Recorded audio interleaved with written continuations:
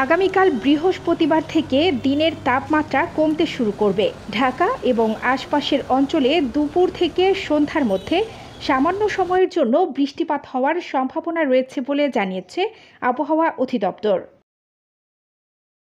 আবহাওয়াবিদ মোহাম্মদ ওমর ফারুক আজ সকালে জানান, সামান্য সময়ের জন্য বৃষ্টিপাত হলেও তাপমাত্রা স্বস্তিদায়ক হবে না।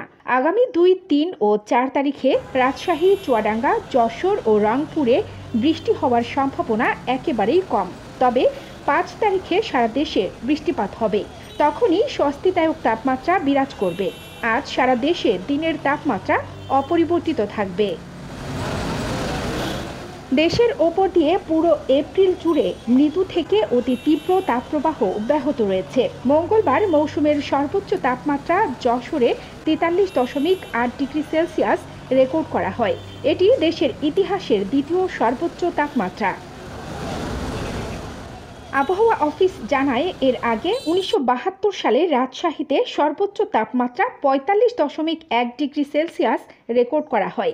এটি বাংলাদেশের ইতিহাসের সর্বোচ্চ রেকর্ড তাপমাত্রা। একই দিন চুয়াডাঙ্গায় তাপমাত্রা রেকর্ড করা হয় 43.7 ডিগ্রি সেলসিয়াস, যা ছিল যশোরের আগে রেকর্ড হওয়া সর্বোচ্চ তাপমাত্রা। এর আগে দেশের ইতিহাসে দ্বিতীয় সর্বোচ্চ তাপমাত্রা রেকর্ড করা হয় 2014 সালের 21 মে চুয়াডাঙ্গায়। সে সময় জেলার তাপমাত্রা উঠে 43.2 ডিগ্রি সেলসিয়াসে। মঙ্গলবার সেই তাপমাত্রা ছাড়ালো চুয়াডাঙ্গা ও যশোরে। কানিজ ফাতেমা নিপা, খবর সংযোগ।